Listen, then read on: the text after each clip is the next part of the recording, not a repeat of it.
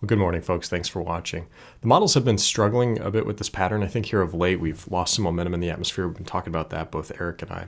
I think a good example of this, I'm starting here. This is the forecast for this past weekend. So this is the weekend that we just had here in early May. And this current forecast came out at the beginning of the week, last week, for this upcoming weekend that just happened, if you can still follow along here. And the reason I'm showing that is because I'm going to play the trend of that forecast from the GFS as we went through Monday, Tuesday, Wednesday, and Thursday of last week leading up to the weekend. And I want you to focus on this kind of area of the Midwest here. I'll even circle that. I think this kind of exemplifies what's going on with the models here a bit with these cutoff lows. Notice that as each new model run came in every day of the week, the rainfall that was forecast, at least in the weekend, to be largely over the eastern seaboard shifted all the way back over the Appalachians into the eastern Corn Belt, then ultimately over into the central Corn Belt, where we saw rain, all weekend long as far west as central Illinois. And the models have been struggling a bit. We've noticed this even in some of the skill scores here. Excuse me, this one posted from Ryan Maui, updated as of early May. And what you're looking at here is further toward the top, the skill scores are improving. Now, as they come down, the models are exemplifying weakness. And as we've gotten into this pattern, if you ask me, when did we start to lose some of this momentum in the atmosphere, these kind of training succession of systems and low pressure systems moving quickly west to east, I would say, sometime in early April. I'm just kind of curious, at that point, you see the model start to diverge in skill scores here a bit, coming down, I think, through the end of April and then early May here. Now, the ECMWF is in blue. That is the European model. You'll notice that one's performing a bit better than the GFS, on average, even going back to earlier in the year, and that is often the case. And the GFS being not quite as good typically performs worse, but it's just gotten really bad, frankly. The weakness is almost alarming here as the skill scores have just fallen off a cliff in early May. There's even speculation that what's happening with NOAA, it might be playing a role here. I think it's too early for that yet, but it's not out of the realm of possibility. The ECMWF, though, showing that same weekend, weakness, I should say, in late April and early May. It's not still much better. It's improved just a little bit here recently, but it's not where we were going back, in the spring pattern, which was arguably a little bit more predictable. And I say that because at the end of this forecast, I'm going to paint a picture where we're returning a little bit of momentum to the atmosphere in some of the long-range models, but I have to temper that with models haven't been performing as well here in May, and so I have to put a little bit more skepticism or less confidence on that forecast going forward. So we'll talk about that as we get kind of in the middle of the video or toward the slides here to the right. I think you can kind of see what I'm talking about here in terms of this lack of momentum by looking at the jet stream level flow here this morning across North America. It's almost hard to see the continent here, but here's Florida down here up the eastern seaboard. And the polar jet stream is still shifted pretty well to the north. I mean, here we're all the way up into Manitoba here. It's flowing up into Canada. Now we have these two cutoff lows further to the south. Those are bringing our inclement weather to the U.S. this week. You can tell these are pretty well removed from that broader polar jet stream flow to the north. And because of that, they're kind of wobbling around. The forecasts have struggled to exactly identify their position as they go through the week. And I think these have played a role in those forecast scores coming down. We're just not as good at predicting when these troughs and these low pressure systems are cut off from that broader flow, which we have a pretty good handle on in terms of the forecast physics. If you look at the water vapor satellite imagery, you can really see those spinning up here. This one now comparatively a bit weaker off to the east. This one over the four corners here has access to that Gulf moisture at this point, bringing widespread rain, thunderstorms. We had some severe reports overnight. We jump over and just look at the mosaic radar here this morning. You can see widespread showers and thunderstorms now spreading over the southern high plains, all the way over to the Continental Divide in New Mexico, northeast New Mexico, the panhandle of Texas. Saw a scattering of severe reports, hail, wind, and one tornado report here in southeastern New Mexico overnight. Those storms are pushing off to the east, and that's going to be a common theme here today and into tomorrow as these storms continue to march east through central eastern Texas and then into Louisiana, where we're watching some flooding. Over the northeast, that second weaker low pressure system, it had quite a few severe reports in portions of the eastern U.S. We'll take a look at those in just a second here. And then I don't want to exclude Florida. If we just jump over and look at the last 24 hours of observed precip, there's the southern high plains that we talked about, the panhandle up on the Cap Rock over into eastern New Mexico, which saw as much getting up close to half an inch toward an inch of rainfall, even more in some localized areas. There's good precipitation coming in there. This activity will shift off to the east here as we go through the next 48 hours, but additional chances for rain all throughout this area here. But Florida, particularly the eastern portion over in the Atlantic coast, getting decent rainfall, not drought busting by any means, but this is an area where we're seeing significant precip deficits this year, as much as 6 to 7 inches off their year-to-date accumulated total where they should be in early May.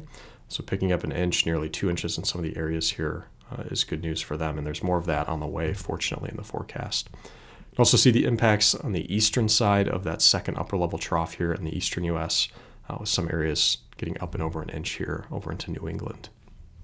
If we look at the Storm Prediction Center reports, I'm going to blow this up, make this look a little bit bigger here.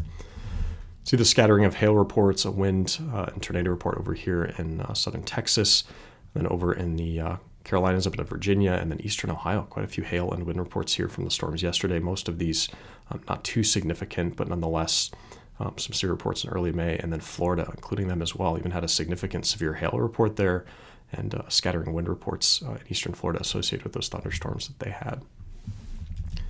Jump over and look at the all hazards map this morning. As you might imagine, with a lot of those showers and storms, that wide shield of precipitation associated with that cutoff trough spinning over the four corners here, that has access to quite a bit of Gulf moisture at this point. And it's all funneling right in here. So flood watches are out for portions of eastern New Mexico, North Texas, East Texas, and then Louisiana, which is likely going to get the most rainfall out of this event this week here. We'll have to watch that closely. And then ongoing, even here this morning, right? It's about a little bit before 6 a.m. Central Time, severe thunderstorm watch, a few warnings in here, and a tornado watch. We just jump back and look at that radar presentation. Maybe we can zoom in on this, get a closer look. See some stronger thunderstorms in here prompting a few severe warnings, even here at nearly before 6 a.m. Central Time. I want to jump back, get to the 3-kilometer NAM forecast for the radar simulation. I'll make this valid about 6 a.m. And again, captures that kind of line of severe storms pretty well here. Again, the NAM always looks a little bit stronger than what's going on in reality. I think that lines up well here. We just have one severe warning ongoing as of this morning. So take this forecast forward, 10 a.m., 11 a.m., now 1 p.m. See those storms continuing to organize here as they move east. So the maximum severe threat today from the Storm Prediction Center is the line right in this area here for wind, hail, and tornadoes. Even kind of a more graduated tornado threat here just north of the Houston metro area here. And East Texas that we'll be keeping an eye on this morning and then into the afternoon as these storm systems come through. You can continue to see an area of focus here, even getting into this evening, 6 p.m., now 7, 8, 9 p.m. Central Time, overspreading Louisiana with some heavier rain. That's getting into Mississippi as well, along the Mississippi River. See additional storms forming behind these. Now we're well into the overnight here, 3 to 4 a.m. Additional showers forming over Arkansas, southern Missouri. Getting now Wednesday till lunchtime, a relative lull in some of the thunderstorm activity, but we're watching an area of focus for potential redevelopment here in South Texas. Now 5 p.m., now to 8 p.m., can see some showers forming behind this near the center of that cutoff trough. Unclear if these will be convecting enough to produce, thunder, maybe a severe report or two, but not expecting widespread precipitation tomorrow afternoon or evening. See, Florida's still seeing some bubbling convection, which is good news. This cutoff trough is now positioned well over the central part of the country at this point. So as we go out into Thursday toward lunchtime, continuing to see some precipitation over this area. So we saw a lot of activity over here over Louisiana just over the next 48 to 72 hours, portions of East Texas, and then Florida, additional rainfall on the way as well, even later in the week. So we'll take a look at that. Before we get too out ahead in the forecast, just want to mention that today's SPC Day 1 outlook highlights an area of enhanced risk for severe thunderstorms. This is just north of Houston, a wider area here, kind of along that broad line of storms and showers around that with a slight risk. Again, the focus may be more so today for tornadoes as this event shifts east. Further west, typically climatologically worried more about wind and hail in West Texas, but tornadoes can be a threat here today as well, so we'll have to keep an eye on that. Tomorrow, less pretty colors to talk about in terms of the Storm Prediction Center threat, with a marginal risk being the only one here in South Texas, albeit along some higher populated areas we'll have to keep an eye on. I was just reviewing the current temperatures here this morning. This is valid, let's see, about 5:10 a.m. Central. I'll update this here, 5:40. And underneath that upper level trough here over the Midwest, can see some cooler temperatures here over Illinois, stretching down into the Appalachians, portions of the Tennessee and Ohio River valleys down into the 40s. Areas kind of outside the influence of those upper level troughs, that is kind of in between here, can see some warmer temperatures. But this caught my eye in northeast Colorado, maybe near the town of Ray, of seemingly splotch of very cold temperatures. And I think I know what happened here, so I jumped over and pulled up the observations that go into producing some of these maps here. And sure enough, one of the weather stations here in northeastern Colorado, now many of them in this area reporting 46 degrees Fahrenheit, 50 degrees, 52 degrees over a 45-degree dew point, 52 over 45, There's one in here reporting negative 17 degree Fahrenheit temps and negative 24 dew point. Now, I highly doubt that's actually what's happening here. This is undoubtedly an error in the station, or somebody left the freezer on pointing at it. I don't know what's happening, but this is, we call this an error. Now, we usually catch these with some quality control algorithms, and we'll kick them out of the data set. Sometimes they get through and can produce some funny issues in some of the maps here. If they get all the way into some of these forecast models, they can bust a whole forecast run, which we very rarely see them get that far. But certainly that's what's happening here, unless there's some sort of snowman apocalypse happening in northeastern Colorado.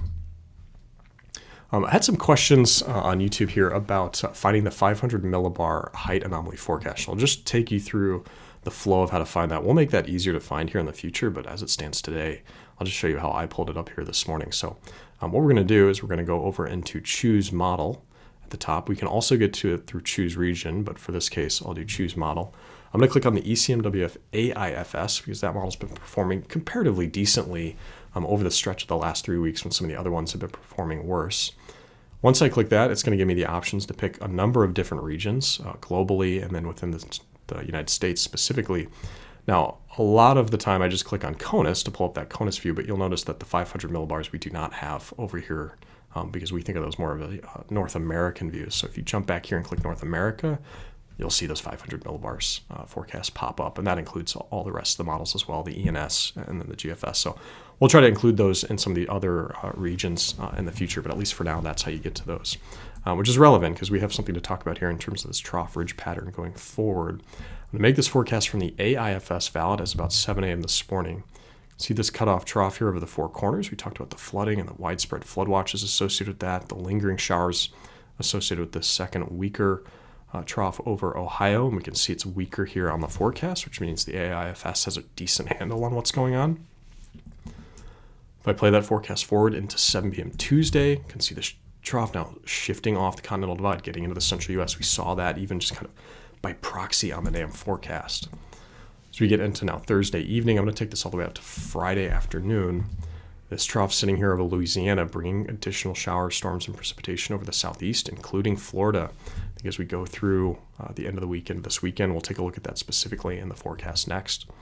But all the while, to the north of that trough, we're seeing this more dominant ridge setup that we've been forecasting for a while now over much of the central U.S. and the western U.S. This is now Friday, May 9th. And I'm going to be watching that closely because it settles in over the weekend, over the Midwest, Northern Plains, Upper Midwest. We still have this lingering trough here. We'll talk about that in a second. We're starting to see some decent model agreement of some sort of western trough moving in at the end of this weekend and early next week. Now, where exactly this positions, how far it gets out into the central U.S., what sort of precipitation signature brings, I think that's all kind of yet to be detailed out. But it's there in the models. This one from the AFS, you can see it coming in now over California and Nevada. Still have this troughing lingering over the eastern U.S. all the way out to Wednesday, May 14th. It's May 6th now, so that's a long time for these cutoffs to linger in the same area. The models are going to struggle with that exact positioning, and that can have ramifications with how accurate some of these individual model runs are out all the way out to next week. That's why we have some skepticism in these long-range patterns in May at times. This is a good example of why. Now to Wednesday, May 14th, and we can see that trough setting up over California. This is really a separate piece, and this piece moving now over the northern plains, likely mid to late next week, bringing precipitation over the northern plains, maybe even the upper Midwest. Again, the detail is not totally clear right now because this forecast at this point is 8-9 days in the future. Now, before we get out ahead of ourselves, I want to take the forecast through just kind of the next 5 to 7 days from the ECMWF. I'll make this valid as of this afternoon. This is 7 p.m. Central Time from the ECMWF. You can see a widespread shield of precipitation over portions of the southern plains here. We actually have winter storm warnings and weather advisories out for the higher elevations of the Front Range. Not totally uncommon in May, but certainly strange to be thinking about that much snowfall here this time of year. See that area of focus that the Storm Prediction Center had highlighted here in East Texas for increased severe tornado potential, and then more widespread flooding concerns overnight over Louisiana. See that activity shift Wednesday a little bit further east over the southeast and then along the Texas coastline with some showers lingering near the center of that trough here as we saw that get out over Oklahoma. I'm going to take this forecast into Wednesday evening. We saw some showers, potential thunderstorms moving through Florida, which would be good news for some of the areas with deficits there in terms of rainfall. On Thursday, that activity continues across the Texas coast, all the way across the Gulf states, over into Florida, some precipitation now getting over into the mid-Atlantic and the New England area Thursday evening as this whole trough exits a bit to the east. But remember, as we went through the forecast, this is still kind of lingering around. So even Saturday and Sunday, we're seeing lingering precipitation across the southeast, including Florida, seeing some definite decent chances for above 1 or 2 inches of rain, getting close to almost drought busting levels here. Again, Monday of next week, we're seeing that trough linger. There's that next trough that we'll have to talk about. This is from the ECMWF forecast. But all the while, notice this area here, I didn't mention almost any system coming through here, through the Midwest, the Northern Plains. And we're all the way out to May 12th now, right? So getting out into a 6-7 day forecast at this point without a lot of precipitation to talk about in the Midwest or the Northern Plains, drying out, likely warmer over the same time period. Excuse me. And you can see the wide windows likely to open up in this area here that we'll be watching. Now, before I talk about this next trough coming in the west, I do want to jump over and look at the forecast totals. This is from the WPC, National Weather Service. And you can see totals over 5 inches forecasted for the next 7 days for southern Louisiana and portions of Mississippi, a wider area of 2-inch plus of rainfall here across some of the Gulf states. Now, that includes Florida and that 2-inch plus contour, even getting close to 3 inches in some of these official forecasts here, all the way down through the southern tip of the peninsula. This would be good news for an area where we're seeing a lot of 3, 4, 5, even up towards 6 or 7 inch precipitation deficits since January 1st. Also seeing decent widespread shield of rain here over an inch up into the southern high plains, portions of the southern plains into Arkansas as well. Obviously, this area here doesn't need any more water at this point, but a wide area here in the 7-day forecast with a trace of rain or below. So this is kind of the wide open windows that we're expecting over the next 6 to 10 days. Now I'm going to jump back. This is the ECMWF ENS, not the AIFS. I'm going to play this forward, and we're going to see a pretty similar forecast with that lingering trough. This is now Friday, May 9th over the southeast. We talked about all the rain expected here through this weekend. There's that dominant trough setting up over the Midwest. This will be opening up those wide open planting windows with warmer than average conditions and drier than average conditions. There's that trough, which we're seeing decent agreement now coming into California and Oregon. This is Tuesday, May 13th, so we're out to early next week. We want to see how deep this gets and how it translates across the divide to see if we're going to bring rainfall back to this area here where we're definitely going to be dry over the next 7 days.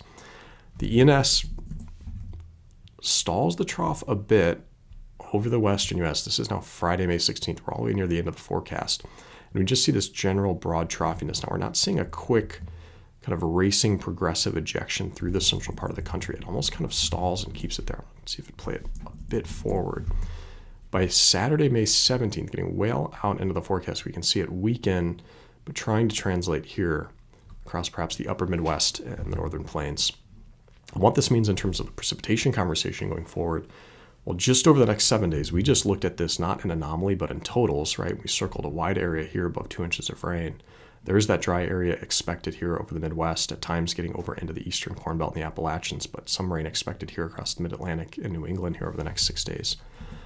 Now, if I take that forecast to 4 to 10 days, this gets us out to May 16th next week. Still dry in this area. 10-day, still dry.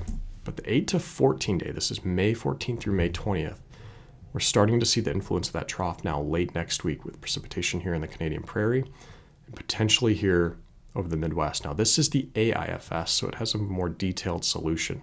So this kind of double-barreled precipitation signature is more exclusive to the AIFS. It is just one run at this point, and given how weak the models have been here in early May, I want to put some skepticism. The map is not going to look exactly like this in the 8 to 14 day. There's going to be potential areas in between. This is one solution from the AIFS. We jump over and look at the ENS to compare that. That is the ECMWF ensemble. Similar signature over the next 7 days. Parts in New England, the Gulf states, higher amounts of precipitation, dry over the Midwest. That stays over the next 10 days, but we can start to see some of that influence now over the Canadian Prairie. And then 8 to 14 days, this is a different signature. We see the influence of that trough here over the southeast that's lingering, but more of the precipitation here from the ECMWF ensemble is up into the Canadian Prairie, Montana, the Northern Plains, with some getting in here to the upper Midwest. Now, average precipitation in kind of a 6-day period over the Midwest, that is kind of this neutral white color or slightly green, right? We're talking about potentially an inch of rainfall here, which would be significant, enough to kind of bring windows to a halt here at some point late next week.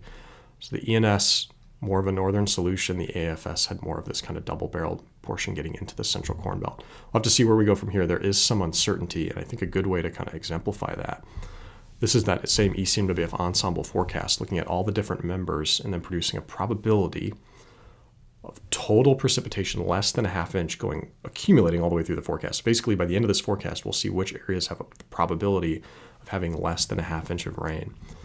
As I take this forecast through Thursday, now Friday, May 9th, it goes without saying that this area, this wide area in here, likely to receive more than a half inch of rainfall through the weekend, right? So almost 100% chance we can just assume this area is going to get above a half inch of rainfall. But as we take this out into Wednesday, now Thursday of next week, still 100% chance on the other side here now in the upper Midwest, portions of the central Corn Belt included, 100% chance through Thursday, May 15th.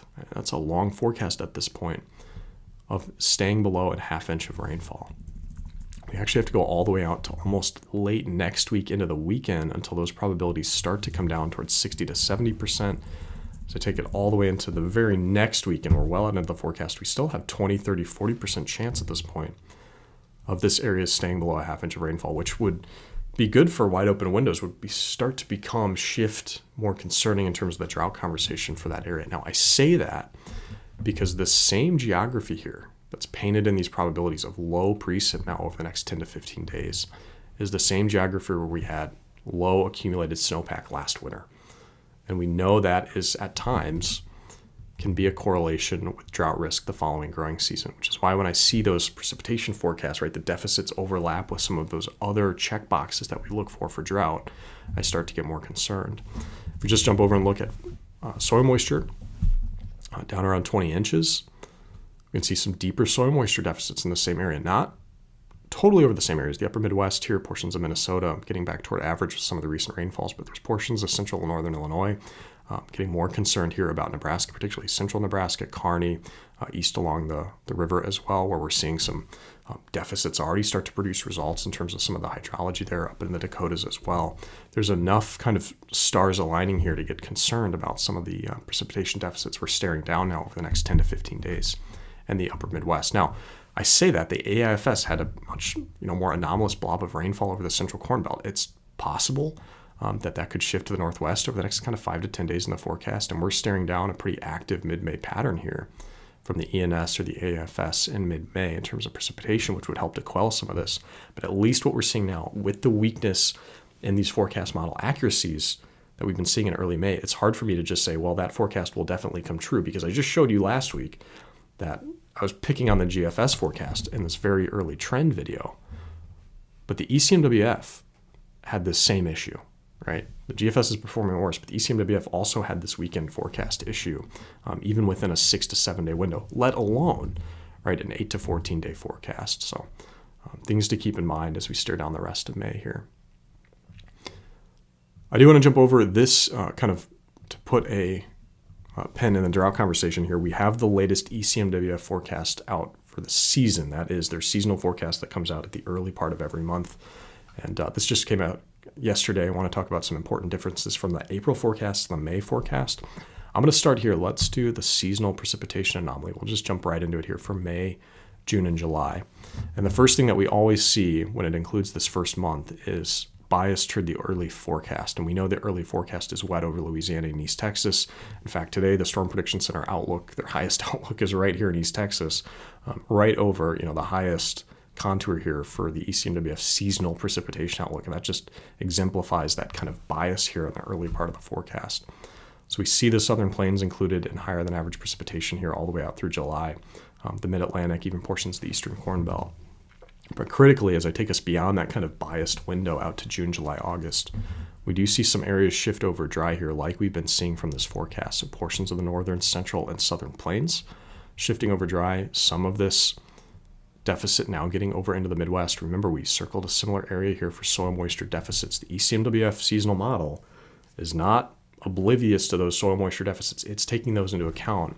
And some of these forecasts here, we also see the Canadian Prairie, despite that 8 to 14 day rosier precipitation outlook, included in some of the dry concern here for June, July, August. Now, I'm going to compare where we are at in April So the last run a month ago, and this dryness shifting east a bit over toward the Mississippi River. All right, so if anything, more an expanded area of dry concern. So we're going to jump this back to the May, the latest run. And you'll see a little bit higher magnitude and some of those deficits ever so slightly. I don't think we'll read too much into that, but a little bit closer to the Mississippi River as well. I also want to jump over, let's look at the monthly anomalies here. So for May, we talked about the potential for this forecast here, drier over the upper Midwest and the northern plains, wetter across the southeast. June, some of that dryness now starting to get in here. The Continental Divide, the Central Plains, portions of the Corn Belt in June. July, that dryness spreading more wholesale across the Canadian Prairie, the Central Corn Belt, portions of the Southern Plains included, and then August seeing a moderation of the dry weather here over portions of the Central and Mid-Atlantic and Eastern Corn Belt as well. What I'm seeing here from the ECMWF is the potential for the development of a strong, dominant central U.S. ridge with ridge-riding thunderstorms later in the year as that heats up. I think we can see that just looking at the temperature anomalies here, June, July, August. Temperature anomalies contoured over eastern Nebraska. I mentioned just a few slides ago my concern here for areas along central Nebraska and east along the river here toward the Missouri. You can see that kind of bullseye highlighted here from the June, July, August temperature pattern.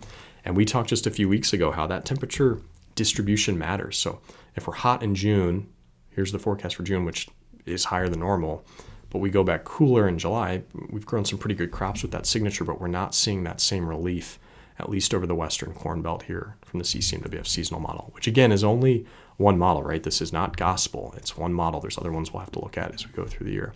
That heat signature staying in August as well. So it goes without saying this is not, a great forecast update from the ECMWF. It keeps that drought conversation around, certainly for the portions of the upper Midwest and northern plains that are staring down 10 to 14 days of significantly dry weather. Great windows opening up, certainly in that time period, but it does kind of keep that drought specter around that we'll have to watch. Some other conversations I'm looking at just with the seasonal forecast out August, September, October. That is kind of the peak of our hurricane season for later this year, and we're seeing persistent dry anomalies from this forecast here over the kind of what we call the main development region, or the MDR of the Atlantic, maybe further south along the equator, some thunderstorm potential here, but really this kind of typical path we watch for hurricanes, at least during the prime time of the season. Not seeing a wealth of activity here just from this forecast here. In these kind of waning La Nina years, sometimes we can see more activity. This year, I think with some of the forecasts that we're seeing here, if we go back even a run ago, we've seen a very consistent pattern of less potential hurricane development from this model. So the typical kind of, we're coming out of a La Nina, we're going to have a big hurricane year. I don't think is the case right now. Some of these forecasts more closer to average. And if this forecast holds true, we might have to shift those below average at this point. Globally, coming out of a La Nina, kind of our quick skinny on is, we typically have more concerns in North America over summer coming out of a La Nina, and that's exemplified here with the much wider expansive area of below average precip expected, at least from this ECMWF model. Globally, areas of Asia, Indonesia, higher than average precipitation. India this summer, the North China Plain, the Manchurian Plain, higher than average precipitation. So kind of the textbook La Nina pattern kind of holding true globally, but I don't want to ignore what's been happening in Europe. If we just jump over and look at the NASA estimated root zone soil moisture deficits, it's getting pretty significant here in portions of Central and Eastern Europe, including Ukraine, areas of Poland over into the central portions of Europe and portions of the Balkans as well. And the forecast, I'm going to shift over and show you the same June, July, August precipitation forecast from the ECMWF model that just came out. And it's dry over all these same areas here. If I just take you back to the April forecast, we saw that same dry risk for June, July, August, but it became much more expansive and in higher magnitude here in this latest update. So I'm at least as concerned, if not more concerned, for Central and Eastern Europe in terms of drought this summer than I am for portions of North America. At least we've had some precipitation here over the last 3, 4, 5 weeks in some of the areas that we're concerned about. The Southern Plains we talked about, now getting quite a bit of moisture. Even portions of southern Minnesota and the Northern Corn Belt have had rain systems to talk about here in the last 4 weeks. Portions of Europe are already dry and staring down a pretty dry forecast now from the ECMWF seasonal forecast. So this is something to watch. A lot of conversations we'll be keeping an eye on through the summer. Eric will talk with you all tomorrow. And as for today, thanks for watching.